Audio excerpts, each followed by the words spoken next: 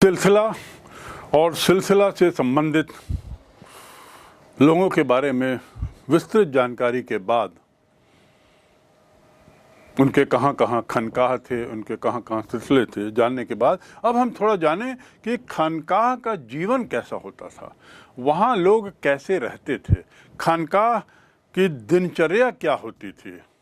खानकाह यानी वह स्थल जहाँ पर पीर और उनके अनुयायी रहते थे, वह जगह जहाँ उसका शासन अनुशासन देखने के लिए एक शेख नाम से एक पद था।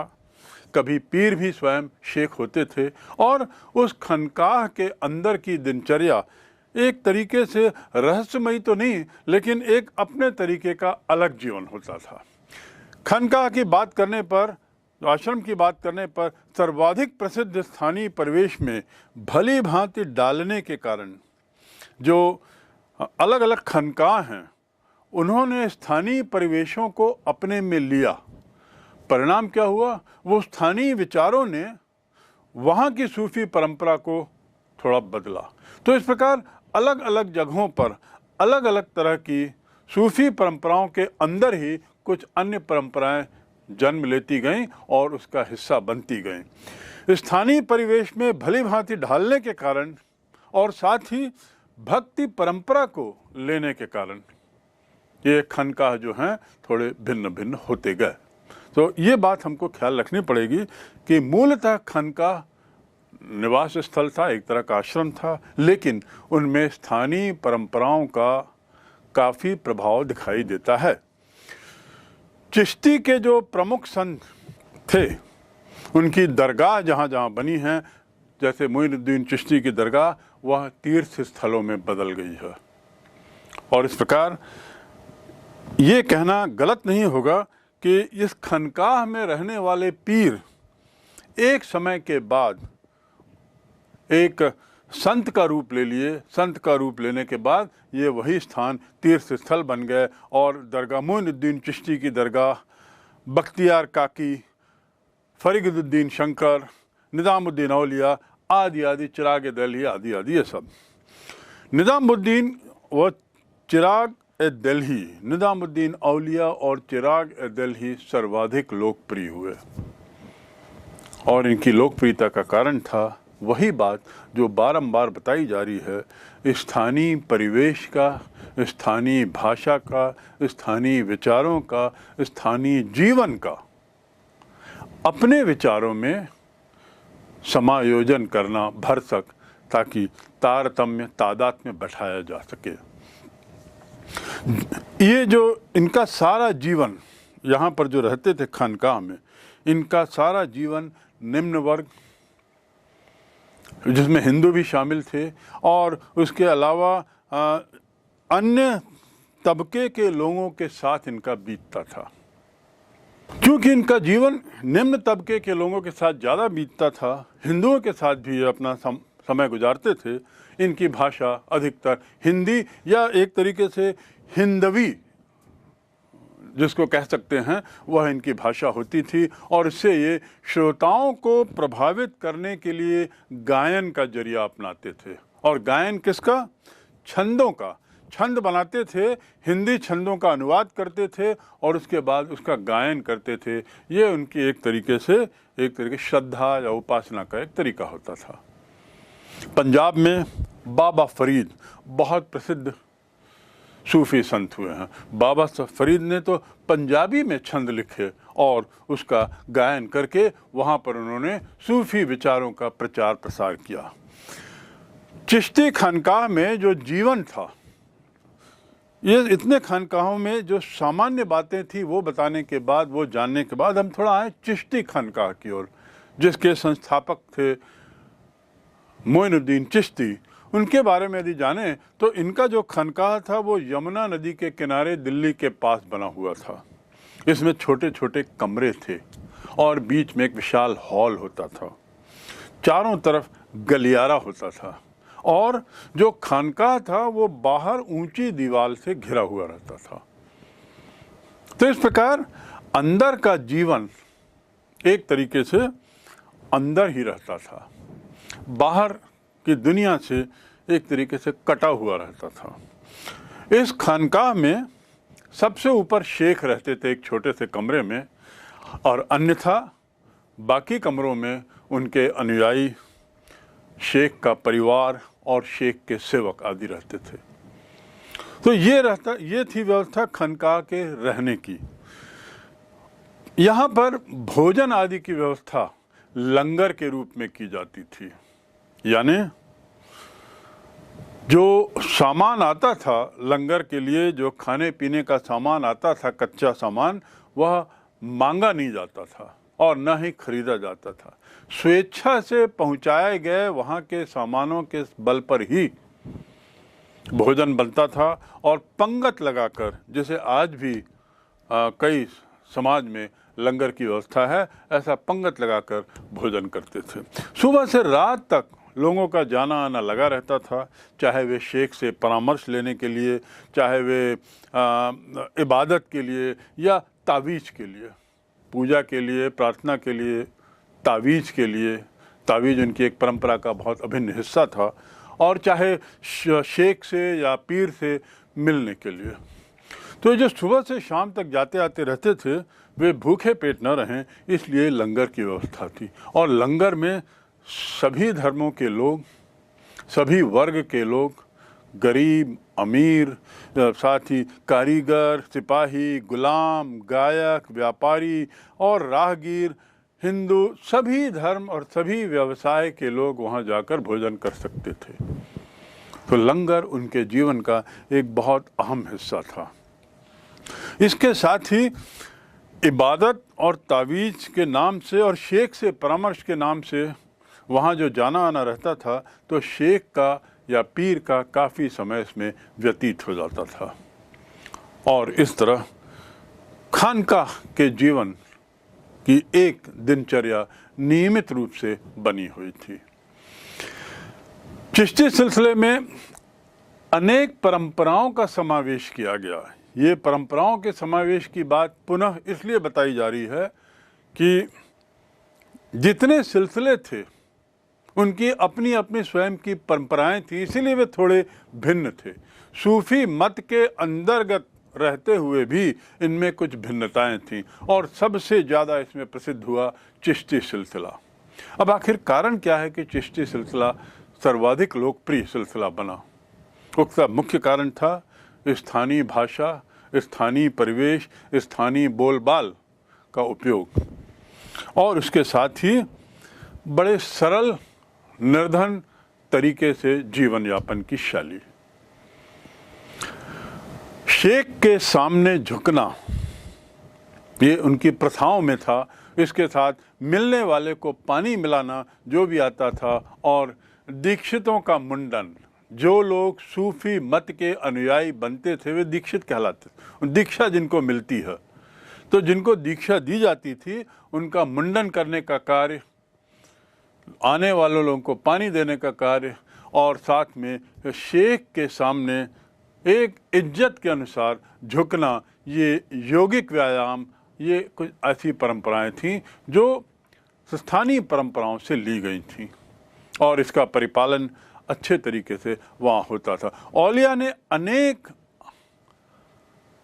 यदि हम उसकी प्रसिद्धि की बात करें कि आखिर चिश्ती समुदाय या चिश्ती परंपरा क्यों सर्वाधिक लोकप्रिय हुई, तो उनकी सरलता, सीधा जीवन, सीधे विचार के साथ एक और उसका बहुत बड़ा कारण है, और वह कारण है कि मोइनुद्दीन चिश्ती ने अपने कई वारिस और उत्तराधिकार तैयार किए थे, और उन उत्तराधिकारों को जिम्मा दिया था कि देश के कोने कोने में जाकर वे इन विचारों का प्रचार करें, वहाँ खानकाह की स्थापना करें।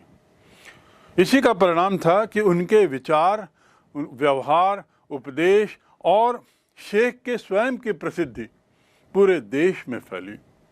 मोइनुद्दीन चिश्ती अन्य पीर की तुलना में, अन्य संतों की तुलना में, अन्य सूफी फ़कीरों की तुलना में सबसे ज़्यादा प्रसिद्ध इसीलिए हुए क्योंकि उनके जो अनुयायी थे, उनमें जो उत्तराधिकारी बने या उनमें जो उनके वारिस बने, जिसको उन्होंने अपने जीवन में रहते हुए घोषित किया, इन लोगों को जो दूर दूर भेजा, उन्होंने उनकी बातों को, उनके विचारों को, उनके उपदेशों को उन लोगों तक पहुंचाया और इस प्रकार उनका यश चारों तरफ फैला।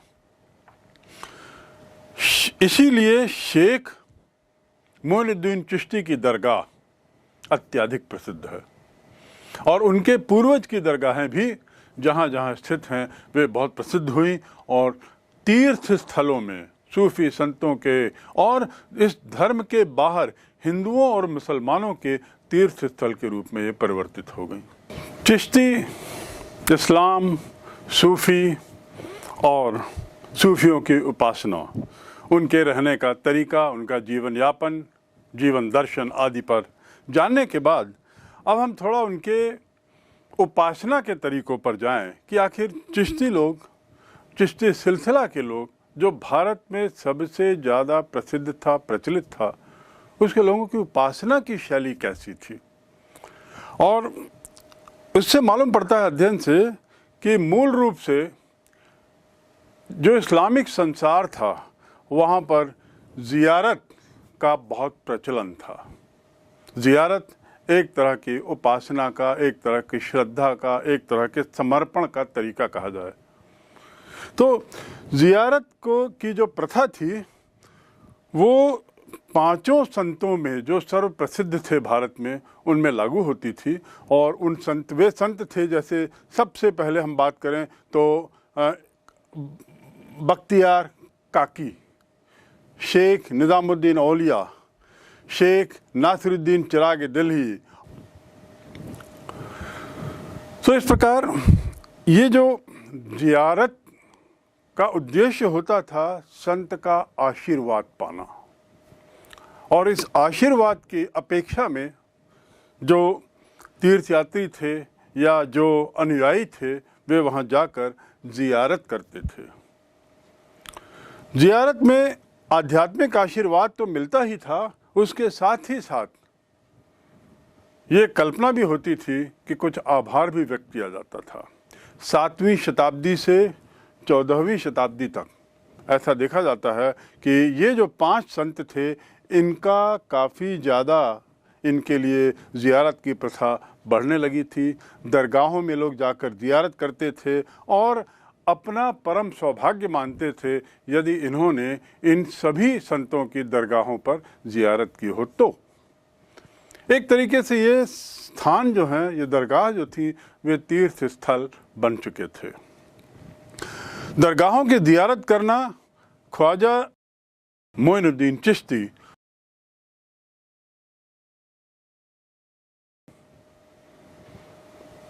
इनका जो दरगाह अजमेर में सर्वप्रसिद्ध माना जाता है, चिश्ती की दरगाह, उन्हें तो गरीब नवाज कहते थे, यानी गरीबों के ईश्वर। और ये उनकी ज़ियारत करना बहुत ही लोकप्रिय हो चुका था, बहुत ही ज़्यादा मान्य हो चुका था और विश्वासप्रिय हो चुका था। 14वीं शताब्दी में इसका सर्वप्रथम उल्लेख मिलता है। यहाँ पर पवित्रता, धर्मनिष्ठा, सदाचारिता जो चिश्ती की अपने खुद के गुण थे, उसके कारण संभवतः यह दरगाह सबसे ज़्यादा प्रसिद्ध हुई।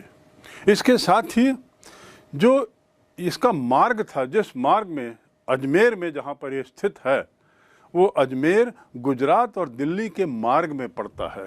तो गुजरात और दिल्ली के मार्ग में पड़ने के कारण जो भी वहाँ से आते जाते थे वे अपना परम सौभाग्य मानते थे कि चिश्ती की दरगाह में जाएं और अपनी ज़ियारत करें।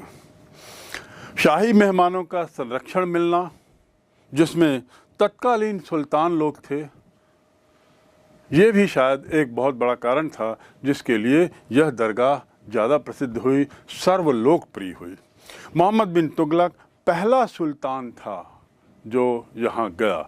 1324 से 1351 का काल मोहम्मद बिन तुगलक का है, जो तुगलक वंश का दूसरा राजा था। और ऐसा माना जाता है कि वह पहला सुल्तान था वहाँ जाने वाला। 15वीं शताब्दी में मालवा के सुल्तान गयासुद्दीन खलजी वो वहाँ पहुँचे थे और उन्होंने ज़ियारत की थी। 15वीं शताब्दी में तत्कालीन मालवा के सुल्तान गयासुद्दीन खलजी, उसने, ऐसा माना जाता है कि उसने वहाँ पहली इमारत की नींव रखी और पहला भवन बनवाया। और यहीं से शुरुआत हुई चिश्ती के दरगाह का विकास, विस्तारीकरण। जैसा मैंने बताया, गुजरात और दिल्ली के मार्ग में स्थित होने का फ़ायदा भी अजमेर के दरगाह को मिला। और जो भी वहाँ जाते आते थे उस मार्ग में, जो बहुत महत्वपूर्ण व्यापारिक मार्ग था, वे लोग सुनिश्चित करते थे कि वे दरगाह जाकर जियारत करें और उनका, चिश्ती जी का आध्यात्मिक आशीर्वाद लें। 16वीं शताब्दी आते आते यह दरगाह देश में सभी तरफ बहुत प्रसिद्ध हो गई, बहुत लोकप्रिय हो गई। और दरगाह के जानने वाले तीर्थयात्रियों के भजनों से प्रभावित होकर अकबर भी अंततः चिश्ती की दरगाह गया। मैं दोहरा दूं, दरगाह के बारे में जानने वाले और वहाँ भजन करने वालों के भजनों से प्रभावित होकर अकबर भी वहाँ जाने से अपने को नहीं रोक सका। और उसके बाद तो अकबर के द्वारा वहाँ बारंबार जाना हुआ, कई बार तो एक ही वर्ष में 2-3 बार। और इसके जाने के कारण अलग अलग होते थे। कभी अपनी विजय, किसी युद्ध विजय की तमन्ना के लिए, कभी पुत्र की प्राप्ति की खुशी में, और कभी कभी उनका आशीर्वाद लेने के लिए भी, आभार करने के लिए भी, संकल्प पूर्ति के लिए भी। तो इस प्रकार अकबर के बारंबार जाने से भी यह दरगाह काफ़ी प्रसिद्ध हुई। और यह इस बात को साबित करता है कि 16वीं शताब्दी में चिश्ती की दरगाह कितनी लोकप्रिय हो गई थी। 1568 में अकबर ने खाना बनाने की बड़ी देग, एक बहुत बड़ी देग वहाँ पर जियारत में दी थी। ऐसा शाही रिकॉर्ड्स में, शाही दस्तावेजों में विवरण मिलता है। उसके द्वारा दिए गए अन्य भेंटों के विवरण भी शाही दस्तावेजों पे समय समय पर मिलते हैं। ऐसा भी माना जाता है कि उसी दरगाह में एक मस्जिद का निर्माण कराने का श्रेय भी अकबर को है। तो इस प्रकार राजकीय संरक्षण, सुल्तान का संरक्षण एक महत्वपूर्ण कारण बन गया इस दरगाह की प्रसिद्धि का। उपासना के तरीके को जानने के बाद अब हम थोड़ा बढ़ते हैं उसके सूफी संतों के नाच संगीत पर उनका क्या प्रभाव था। सूफी संत जो थे ये नाच संगीत आदि में, आध्यात्मिक संगीत आदि में बहुत जोर देते थे, उसे उपासना का एक महत्वपूर्ण अंग मानते थे। कव्वाल जो है, जो कव्वाली करता था और कव्वाली के आधार पर जो परमानंद की भावना को उकेरता था, उभारता था, वह एक रहस्यवादी तरीका होता था। उसे उभारने के लिए वह संगीत को उसका एक जरिया मानता था। तो कव्वाल और संगीत और परमानंद की भावना का प्रदर्शन, यह उनकी उपासना का एक अंग हुआ करता था। जिक्र यानी ईश्वर का नाम जाप, जिक्र यानी ईश्वर का नाम जाप, और उसके साथ ही शर्मा यानी श्रवण द्वारा उपासना, कान से सुनकर पूजा करना, ये तत्कालीन उपासना के तरीके थे।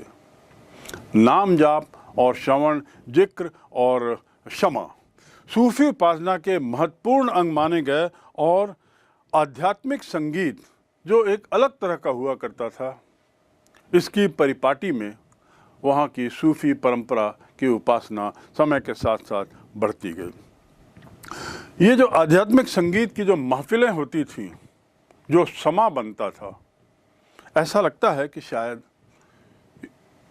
यह तत्कालीन भक्ति प्रभाव का ही असर था, जिसमें समा और आध्यात्मिक संगीत का पुट था, सूफी परिपाटी में वह ढल चुका था और उनकी एक परंपरा बन चुका था।